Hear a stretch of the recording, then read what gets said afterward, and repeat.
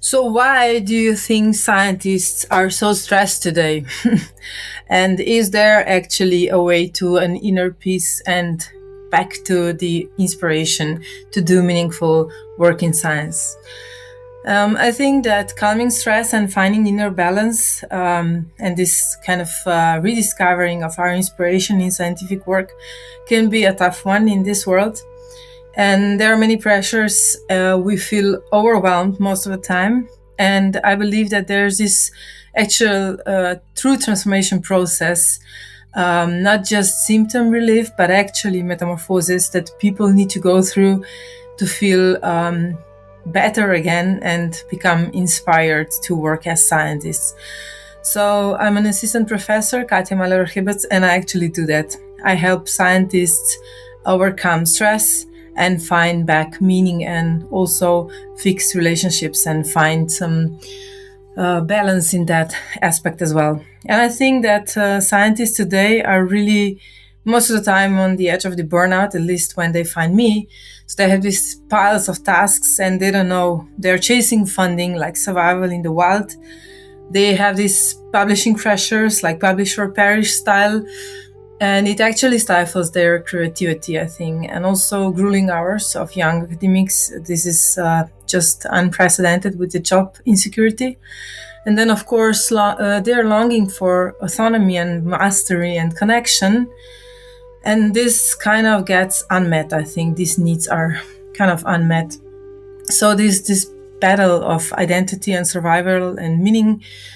But I think it doesn't need to be your faith as well. There is a transformation process where you can get back yourself to the right pathway. So you calm down, get inspired, and also find your tribe. So find people around you, basically surround yourself with people that will encourage you to become better. So I think I imagine people are constantly saying the same old story, like waking up with a knot in their stomachs and then grant applications haunting like shadows, limited funds. And that means usually cutthroat competition, forcing focus on publishable results over actually something that we find a real science or meaningful science. And then, of course, everyday financial stress, but also higher stakes like, career hanging on a thread. And also the publisher perish culture, where you are pushed to, you are rushing these races, poorly designed studies, rare replications, because actually rewards wait for kind of these flashy headlines, right? And also endless hours, sometimes precarious jobs, and it's somehow this incredibly stressful workplace that beneath it all, I think basic human needs like intellectual freedom, like skill mastery, like supportive relationships are really somehow becoming a luxury. And of course we get demotivated. So I think it's just kind of not random. There are, of course, systemic pressures and issues that we all scientists feel. But in the end, I think there's always this an important aspect of your fixing your mindset and claiming back your autonomy and also actions that you can do. So my transformation process has basically 4 bigger phases, I think. It's a journey from, to balance and inspiration from this stressed and overworked place. And we go through this structured and basically personalized process, but it lasts a few weeks to actually get it and to build new habits. And I think that this building phase, the last phase, with one-on-one sessions and exercises and tools that you get right away, this is really, really important. And those that stay long enough are usually also those that report huge success. So I can be your guide. I have years of experience with scientists. Of course, I've led lab and department at the institute. I led many research projects and publications. So I think that I know quite well about calming the storm. Just basically starting with the diagnosing yourself. So, first we always review your pile of tasks and identify what's truly important, and also why can't you see that clearly for yourself. And then, because of the pressure somehow, of course, that blinds you, we use simple breathing and mindful exercises tailored to our schedules and also to scientific head. And then we calm acute stress, of course. And the results are, of course, stepping back a little bit out of the tornado. And clients usually say at that phase, finally, I can see what's really draining me. And then in the second phase, we break down the pressures. So we tackle what's in the heart of the pressure, like where's the problem? Is it funding? So we learn prioritization of strategies, also mental tricks to reduce rejection, fears, or whatever brings for you rejections. And of course, sometimes this is not so much funding, but publications. So we shape your relationship to publisher perish and set boundaries to create, with the integrity and not with panic.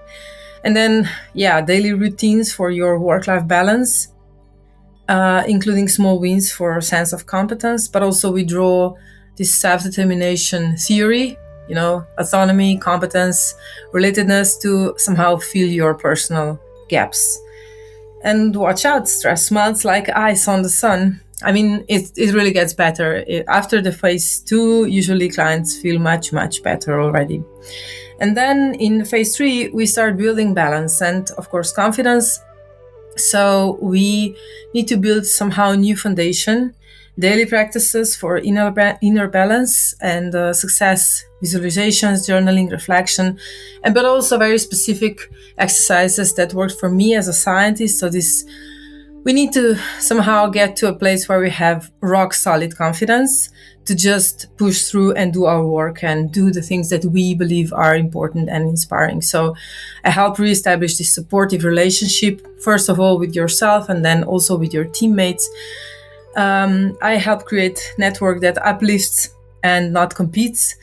And I think this is where when magic starts to happen.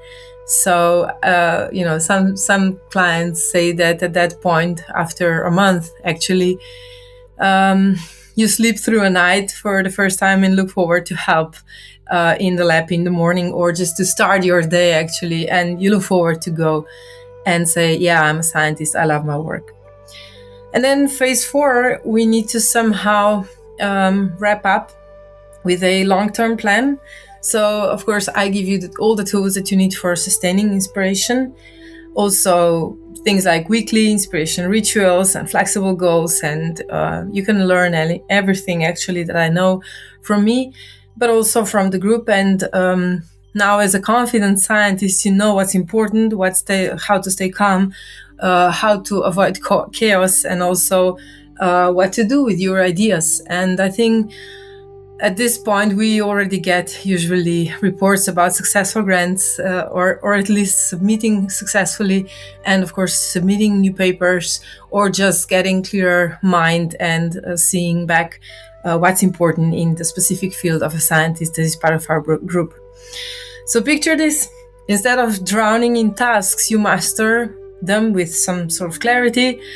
Stress becomes fuel for your actually breakthroughs, and we return to our passion, physicists, biologists, psychologists, whomever, engineers, we return to our passion and achieve more with less effort and live fuller lives. So it's not just a theory, it actually works. And you can for sure find resources scattered all over the internet, or you can also join us and get all the help that you need through our network. And I'm so happy that I can work in this transformation process and help scientists. And it's such a meaningful work for me as well.